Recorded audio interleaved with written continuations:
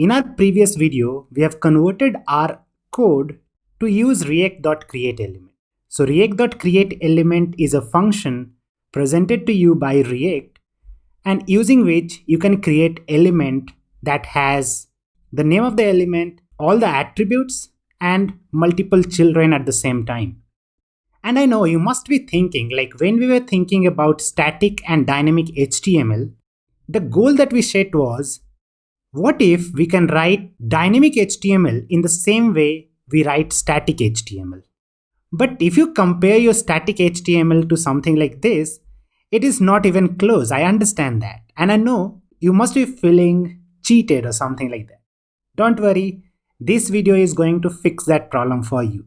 So in this video, we are going to introduce a new tool, and that tool is going to fix our problem once and for all. And that tool is named Babel. So Babel is a transpiler. You must be thinking, what is a transpiler? So let's just see it in action to understand it better. Babel is a tool that transpiles one code to another. And what do I mean by that? I'll go ahead and write a h1 element and we'll say hello world. Now, if you look at that on the right hand side, what does it look like? So Babel is able to convert this code that looks very similar to static HTML into something known as react.createElement. That is very similar to how we are writing right now. So if you look at this, this is how it looks like. So if you take a look at the HTML here, you will see this is how our HTML looks like. So I'll say edit HTML, I'll copy this code from here, and what if I paste it right here? So when we copy and paste the li element, it is saying there is some problem right here. But what is that problem? The problem is, this is not exactly like HTML. It may look like HTML, but it is not exactly like HTML.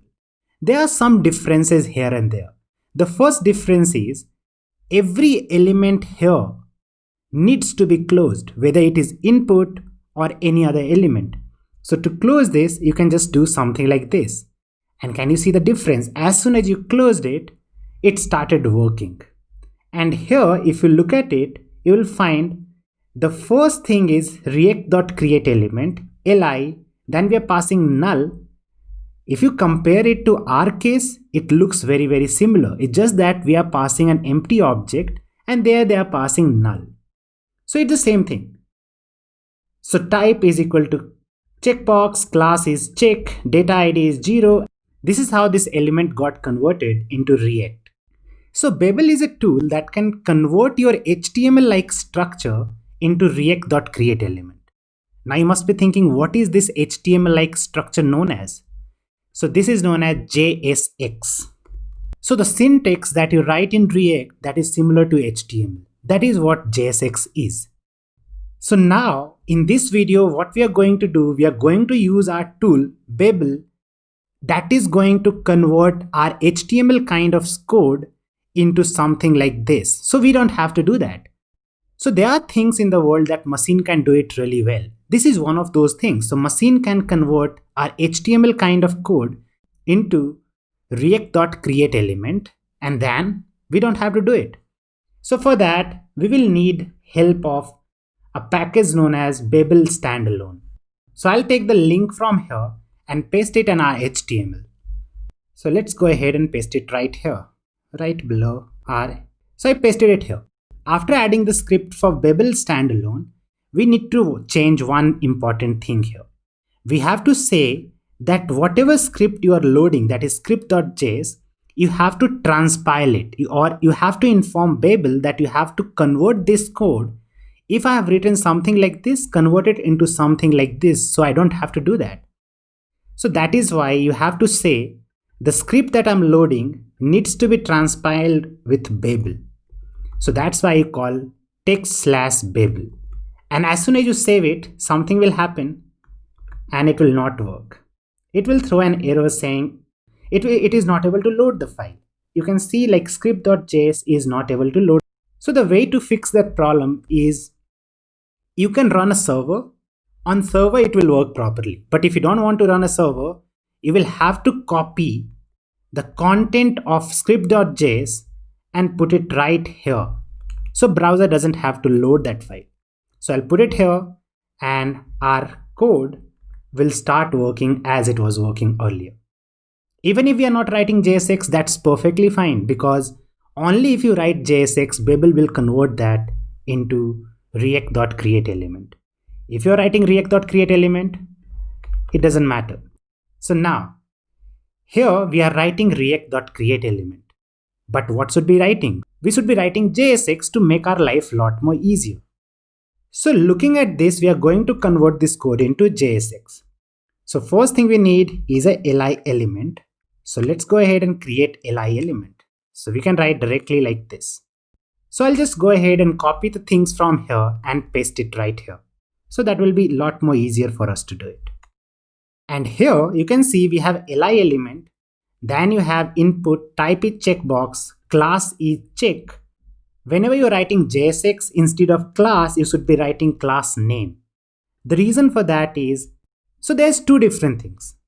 In HTML you write class, but in JavaScript or in DOM, class becomes class name.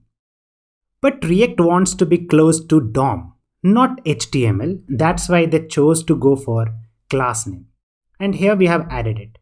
Going forward, what we need is, we need to change this thing. So we have to say learn React, and learn React is coming from where? So learn React is coming from todo.name. How can you use a variable when you're writing JSX? It's very simple. You just put open and curly brackets, and in that you can put any kind of expression. Any expression, doesn't matter. You can put anything. Similarly, let's change it to class name. The only thing we have to change now is data ID. So for that, how we are getting access to data ID is by I. So we'll just say I in curly brackets.